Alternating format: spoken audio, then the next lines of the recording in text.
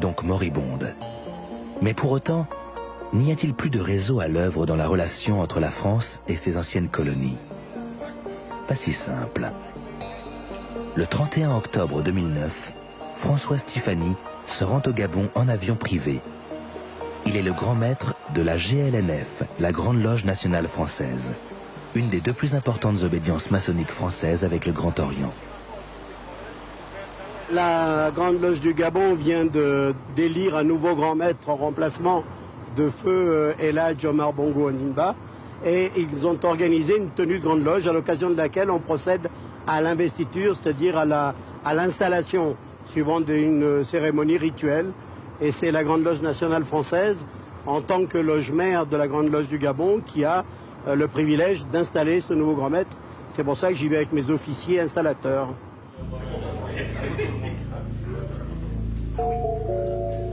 Le grand maître qui va être intronisé est Ali Bongo, nouveau président du Gabon qui prend là aussi la succession de son père.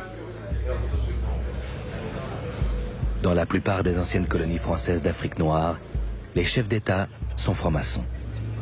Et le plus souvent, ils sont les grands maîtres de leur loge nationale. Avec son ésotérisme, ses rites désuets et sa manie du secret, la franc-maçonnerie facilite les liens discrets et directs entre frères africains et français, tous recrutés dans les sphères du pouvoir politique et économique.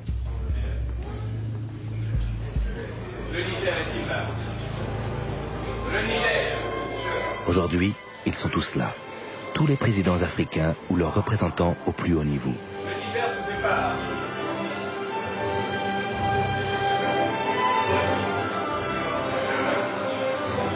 Quelques jours après cette cérémonie, c'est un rassemblement mondial de la franc-maçonnerie qui devait se tenir au Gabon, avec une forte présence des Américains. Il n'y a pas encore de Chinois francs-maçons. Ça ne saurait tarder.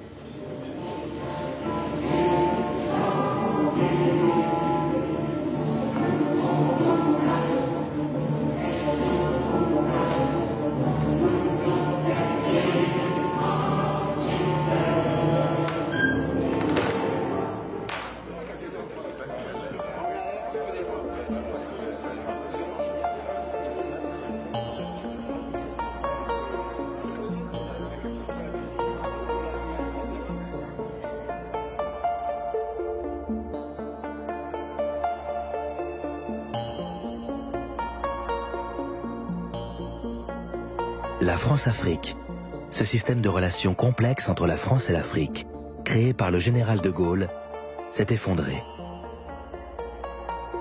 Certes, des réseaux de connivence secrète perdurent. Des amis discrets de Nicolas Sarkozy, comme Robert Bourgi ou Patrick Balkany, continuent de fréquenter assidûment les palais africains, en dehors de tout contrôle public. Mais les chefs d'État du continent noir, toujours aussi peu soucieux du bien-être de leur population, naviguent désormais dans un monde concurrentiel au mieux de leurs intérêts personnels. Quant au président de la République française, en charge d'un pays qui a toujours autant besoin des ressources énergétiques de l'Afrique noire, il n'est plus que le représentant de commerce attentionné des grands groupes industriels.